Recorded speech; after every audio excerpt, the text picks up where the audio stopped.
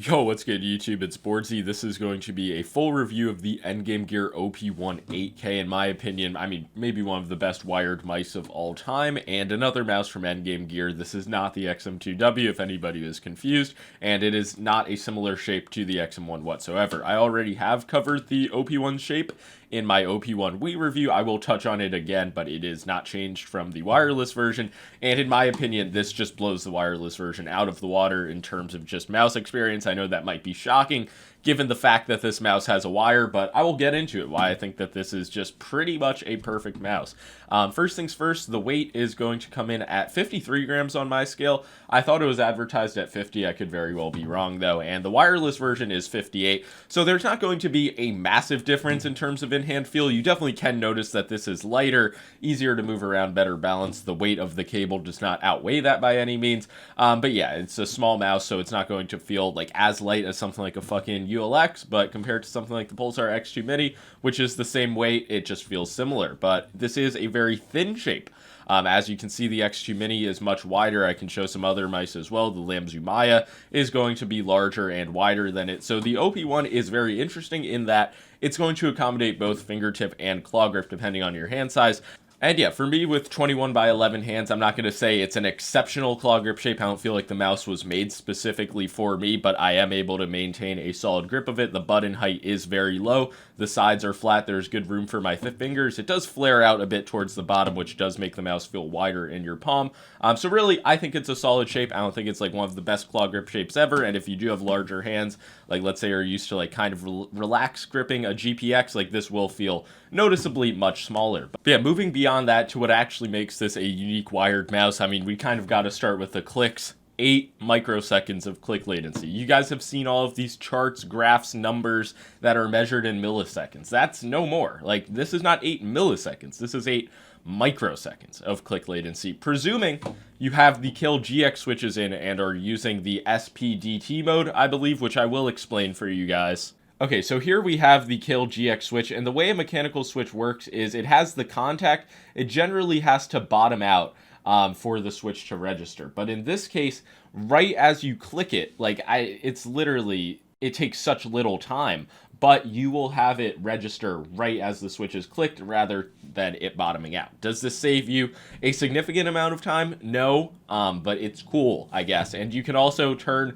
the like click filter down to 0, and then it's very good for Minecraft clicking. So they've done pretty much as you can when it comes to mouse click design optimization in the latency department. And there's also essentially hot swap switches. You can open up the mouse using these screws at the bottom, and then you just have to pull out these cables and just swap them back in with the new switch, as you can see here. So if you don't really understand the explanation, just know it is slightly faster if you have the kill GX switches in and enable the speed mode. Me personally, I have a Huano Blue Shell Pink Dot on the left click just because I have been swapping around the switches. These switch packs will run you $7, and for a wired mouse that is high performance, just being able to swap the clicks in, it's pretty cool because generally hot swap mice are pretty ass. There's a few Chinese ones and then Asus mice. Who uses those? Tell me. Nobody.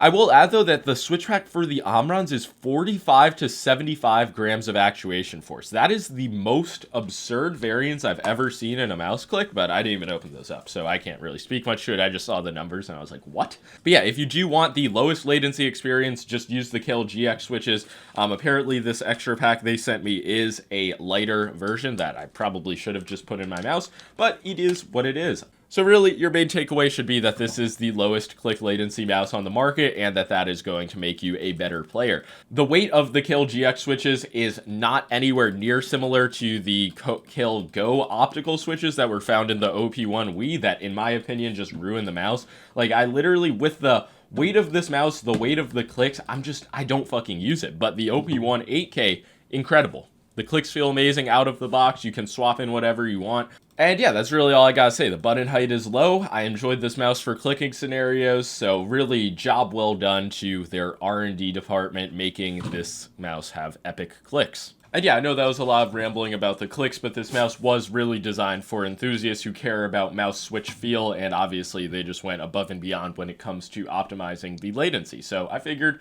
why not cover it? The quality of the buttons, though, after switching out the switches multiple times, not that that would really affect it, but it's still spot on. No issues with like post travel or any kind of wobble. The build quality on the mouse is obviously like second to none. It is solid as a fucking rock, despite being a lighter mouse. It's still, I mean, I don't know. There's nothing about this build that makes it feel non-premium. Having a wire, shocking.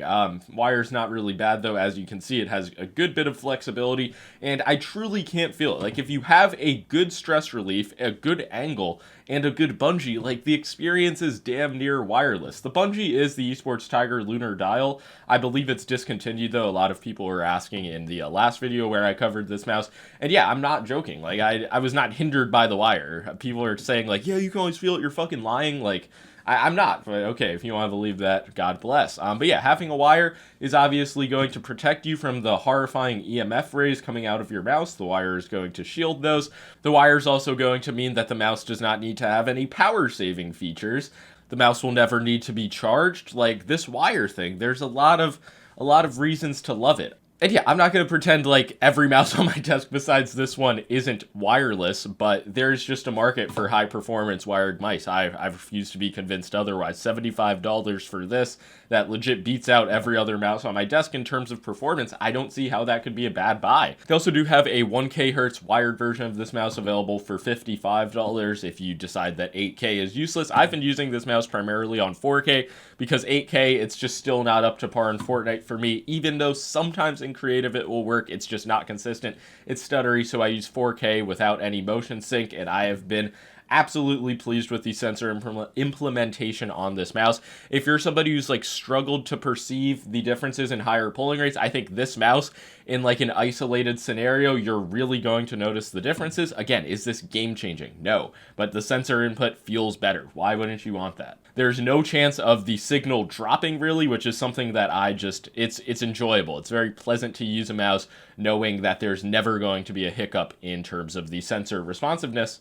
And yeah, really the input feels great. I'm not saying it's noticeably better than a top tier wireless mouse, but especially compared to like some of the Mickey Mouse China 4K implementations, it is a night and day difference. And if you're one of those people who's like all sensors are the same, which I think is the worst misinformation that's ever been spread in this scene, why doesn't Razer use 33, 35 sensors on their latest mice? I would just love to hear a well thought out explanation of that. But yeah, moving beyond the sensor, the performance of this mouse to a few of the other aspects, the side buttons are the same as they were on the wireless version, which I think is very good. You can almost see how they like get taller towards the middle of the button, so when they're close together they're just protruding a lot from the mouse and it's easy to activate.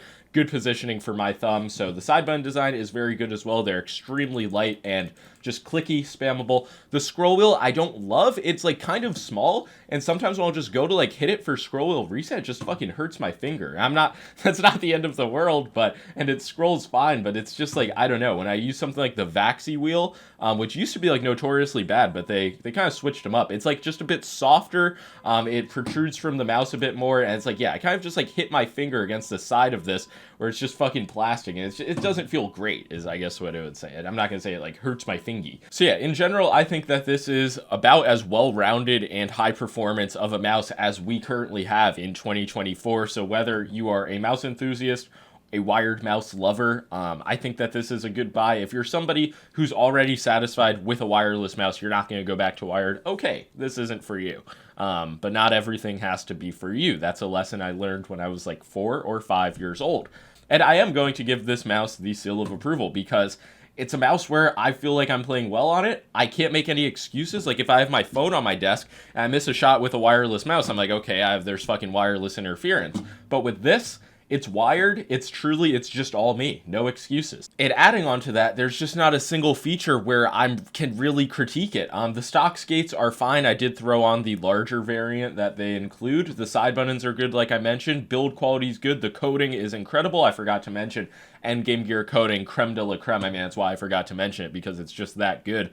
The clicks are good, and you can throw in whatever switches you want if they are something that bothers you. Weight is good, shape is good in my opinion, even though it's not going to be perfect for everybody, but I would say this is a safer shape, especially considering how small it is. And the fact that you can get a damn near perfect mouse for well under $100, similar to the Death Adder V3 wired, I just don't see how you can spin this and say it's a bad buy, if you actually love top tier mice. So that's all for my video. Wired mice, they are making a comeback, or Endgame Gear just made a good wired mouse. It would be cool to see an XM2 wired, maybe an XM2W. Oh wait, oh my god, I'm sorry, Endgame Gear, I had to do it. But that's gonna be all for this video. If you enjoyed, make sure to leave a like and subscribe. If you have any other questions, let me know in the comments below. But for a wired mouse, I was fucking shocked, and yeah, this is something that I'm probably gonna keep on my desk, like as a performance benchmark, as a sensor feeling benchmark, because it is just that good in my opinion. But yeah, that's gonna be all. Peace out.